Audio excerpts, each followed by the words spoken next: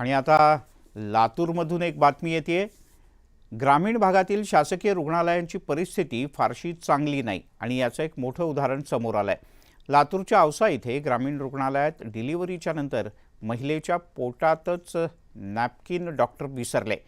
घडलं असं की औसा ग्रामीण रुग्णालयात 13 एप्रिल रोजी उमरगा येथील एका महिलेला प्रसूतीसाठी दाखल करण्यात आलं होतं। डॉक्टरांनी सीझर करून महिलेची प्रसूती केली, मात्र टाके घालण्यापूर्वी डॉक्टरांच्या दुर्लक्षामुळे डॉक्टरांनी वापरलेला नॅपकिन महिलेच्या पोटातच राहिला। दरम्यान या महिलेला 20 एप्रिल रोजी डिस्चार्ज देण्यात आला, मात्र घरी आल्यानंतर महिलेला पोटात दुखण्याचा त्रास सुरू झाला। यानंतर पुन्हा या महिलेला औसा ग्रामीण रुग्णालयात दाखल करण्यात आलं।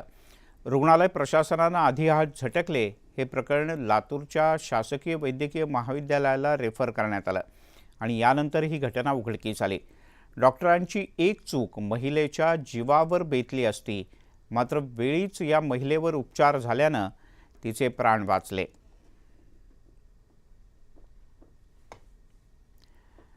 आणि आता बातम्यांचा वेगवान आढावा।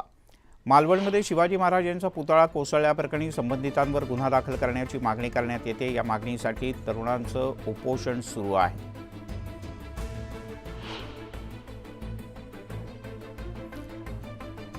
मीरा भाईंदर महापालिकेच्या वतीनं पालिकेच्या 36 शाळांमधील 200 सीसीटीव्ही कॅमेऱ्यांचा नियंत्रण कक्ष तयार करण्यात आला आहे। मुख्यमंत्री एकनाथ शिंदे यांच्या हस्ते ऑनलाईन स्वरूपात या कक्षाचं उद्घाटन करण्यात आलं। सार्वजनिक वितरण प्रणालीमध्ये महत्त्वाचं असलेलं रेशन कार्ड आता बंद होणार असून त्याऐवजी ई रेशन कार्ड लाभार्थ्यांना दिलं जाईल। राज्य शासनानं ई रेशन कार्ड देण्याबद्दलचा निर्णय घेतला होता।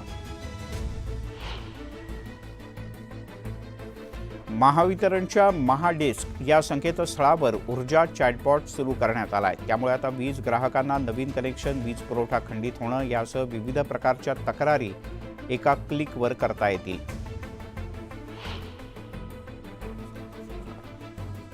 नवी मुंबई महानगरपालिकेमध्ये विशाखा समिती कागदावरतीच असल्याचं उघड झालं होतं। यानंतर आयुक्त डॉक्टर कैलास शिंदे यांनी विशाखा समितीचं पुनर्गठन केलं। पनवेल नवी मुंबईमधील हवा गुणवत्ता निर्देशांक सुधारलाय। निर्देशांक 44 वर आला असून सर्वच विभागातील प्रदूषण नियंत्रणात आलं आहे। मुख्यमंत्री वैद्यकीय सहाय्यता निधी गोरगरीब रुग्णांसाठी आधारवत ठरतोय। मागच्या 2 वर्षांपासून 321 कोटींपेक्षा अधिक अर्थसहाय्य वितरित करण्यात आलं असून 40,000 पेक्षा अधिक रुग्णांचे प्राण वाचवण्यात यश आलंय। भांडूप, विक्रोळी, घाटकोपर, चेंबूर, कुर्ला पूर्व, साकीनाका, जोगेश्वरी, मालाड येथील 291 ठिकाणी दरड कोसळण्याचा धोका आहे। या ठिकाणी 22,000 पेक्षा अधिक रहिवासी वास्तव्याला आहेत।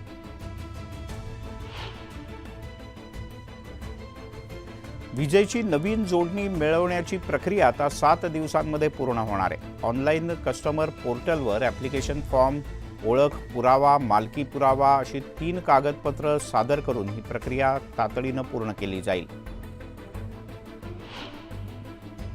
वीज चोरी करणाऱ्यांच्या अवैध वीज वापराचा भार नियमितपणे विजेची बिलं भरणाऱ्या प्रामाणिक ग्राहकांवर विनाकारण पडतो। त्यामुळे आता वीज चोरी केल्यास 3 वर्षापर्यंत तुरुंगवास भोगावा लागणार आहे। मुंबईत सुरू असलेल्या गृहखरेदीच्या धुमधडाक्यात ज्येष्ठ नागरिकांच्या गुंतवणुकीचं प्रमाण लक्षणीय असल्याची माहिती पुढे आली आहे। मुंबईत झालेल्या एकूण घर खरेदीत 15,275 मालमत्तांची खरेदी ही ज्येष्ठ नागरिकांनी केल्याचं स्पष्ट झालंय।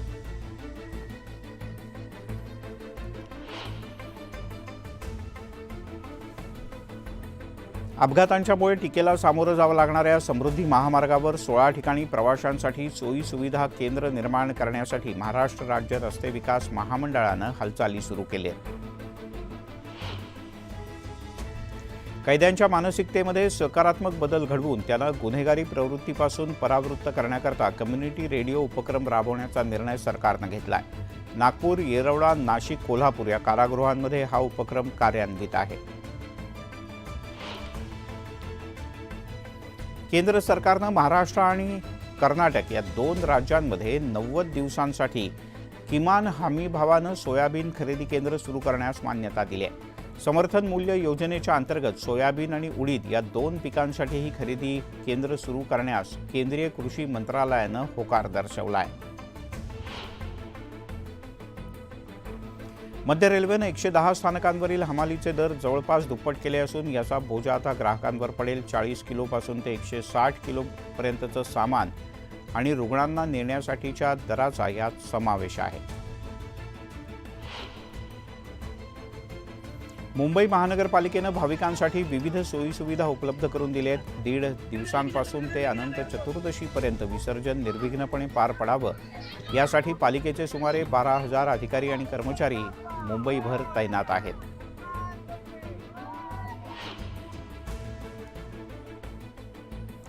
पुढच्या वर्षी गणपती बाप्पा लवकर येणार आहेत. 2025 मध्ये गणरायाचं आगमन 11 दिवस लवकर होईल. बाप्पा 27 ऑगस्ट रोजी भक्तांच्या भेटीला येतील. झू चौपाटीवर 1.5 दिवसांच्या गणपती विसर्जनासाठी भक्तांची मोठी गर्दी पाहायला मिळाली. लाडक्या बाप्पाला निरोप देताना अनेक गणेश भक्त भावुक झाले होते.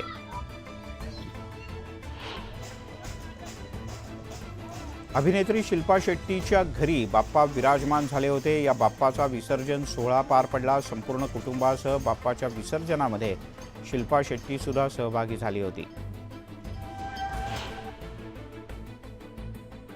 बिहारमध्ये मगध एक्सप्रेसचं कपलिंग तुटल्यानं धावत्या रेल्वेचे 2 भाग झाले. त्यामुळे प्रवाशांमध्ये काही काळ मोठा गोंधळ उडाला. या दुर्घटनेमुळे डाऊन मार्गावरची रेल्वे सेवा काही काळ ठप्प झाली होती.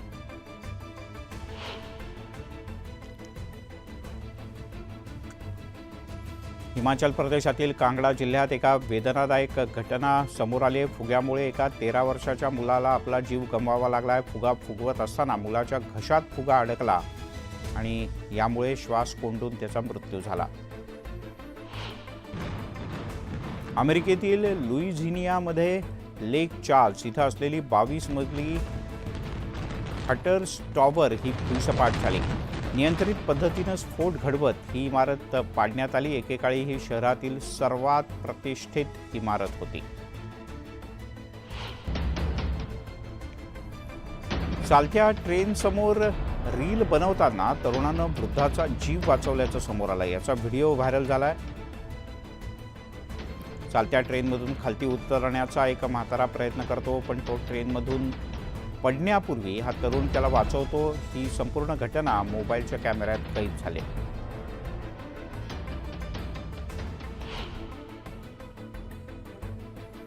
काँग्रेस खासदार राहुल गांधी 3 दिवसांच्या अमेरिका दौऱ्यावर आहेत. डॅलसमध्ये आयोजित एका कार्यक्रमाच्या दरम्यान काँग्रेस खासदारानं काँग्रेसचा जनसंपर्क अभियान, भारत जोडो यात्रा याशिवाय त्यांनी भारतातील कौशल्य आणि AI बद्दल विस्तृत चर्चा केली. मणिपूरमध्ये झालेल्या हिंसाचारात 6 जणांचा मृत्यू झालाय. जेरबाम जिल्ह्यात कुकी आणि मैतेई समाजात पुन्हा एकदा हिंसाचार पेटला. तो थांबवण्यासाठी राज्य सरकारनं लष्करी हेलिकॉप्टरच्या माध्यमातून तसंच अतिरिक्त लष्करी दल आणि ड्रोनच्या सहाय्यानं राज्यातल्या घडामोडींवर आता बारकाईनं लक्ष ठेवण्याचा निर्णय घेतला आहे. आसाममधील काझीरंगा नॅशनल पार्क आणि टायगर रिझर्व्ह 1 ऑक्टोबरपासून पर्यटकांसाठी खुलं केलं जाईल. पुराच्या नंतर रस्त्यांची स्थिती पाहता उद्यानाच्या केवळ 3च रेंज पर्यटकांसाठी खुल्या केल्या जातील.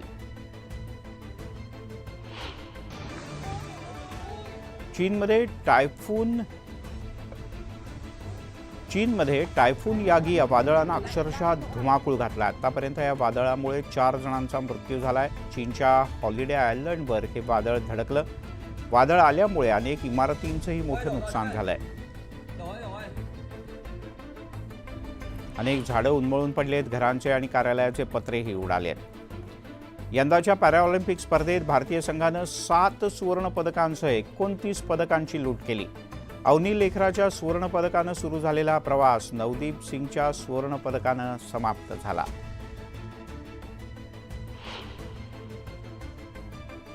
बुलेटिनमध्ये घेऊयात एक छोटासा ब्रेक. लगेचच परत येतोय.